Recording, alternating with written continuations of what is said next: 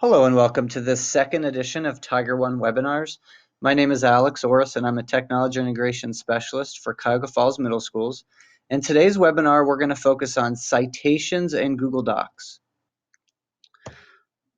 So in this webinar, we're going to cover quickly what is a citation, some citation creators, and then the Explore tool that's found within Google Docs. And really quickly, a citation is a quotation from or reference to a book, paper, or author, especially in a scholarly work. When doing research, it is important to give credit to the resource you used. We give them credit by creating a works cited page or a bibliography in MLA format. A web citation is set up like this one as an example, and students will need to enter in that information. But there are all sorts of citation creators. And one popular one, and I used a long time ago and continue to use, is Noodle Tools. And with a login in the upper right, students can actually register for their first time. What I'm going to do is sign in and just show you how Noodle Tools works. In Noodle Tools, you're able to select a new project, give it a quick title.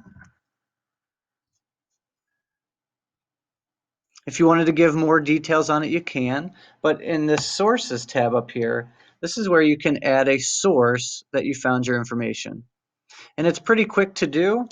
You click Create a New Citation, you picked where it is and what it is, and then by filling out a form, you're able to enter in all the information of the URL and dates and the rules, the page title and the website name. And what it does is it spits out that MLA citation that look like kind of like this example.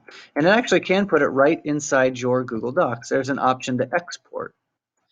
This is actually a handout that will walk you through the steps of creating a Noodle Tools account and submitting a reference for works cited.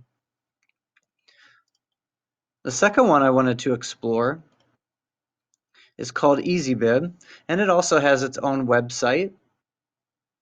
But one of the nice things about EasyBib is it actually has a Google Doc add-on as well. So here's the website, and you can do a search and cite it rather quickly. You may not even have to log in. But add-ons are very popular to Google Docs. So I have the add-on right here, the EasyBib Bibliography Creator. If you didn't, you go to Get Add-ons, and you can search for it. And typically, you would even be able to find it just by scrolling through. Here it is, nice and big. It's a free app. And right up here, mine says Manage. But if you were to look to install it the first time, it might say something like Free or Add. What I'm going to do is show you how it can be used. So just like I would search the web or search the Noodle Tools for a site, I could enter in a book title, a journal article, or a website, and it will automatically help me cite that source in MLA format. So I'm going to use one, Managing Madness in Middle School. And when I search for it, I find a couple different ones, so I'd have to identify the author and time and the one that matches the book I'm reading. And for this one, I'll use this one by Jackie Berkemeyer. So when I hit select, what it does is it gives me that MLA citation, and then I can click add to bibliography or add bibliography to doc, and I get a works cited page, which is at the bottom of my typing and where I left off.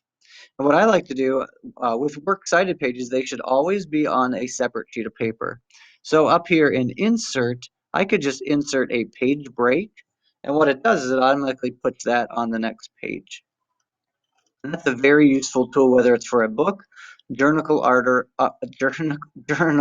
article, or website.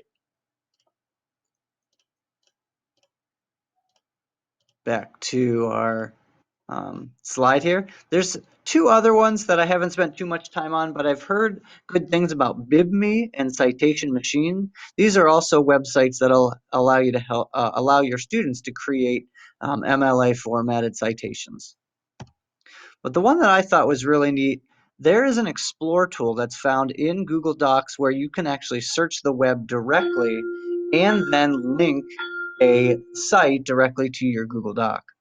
So I'm going to go back to that that page that I was working on, and if I go up here into tools, there is the Explore tool.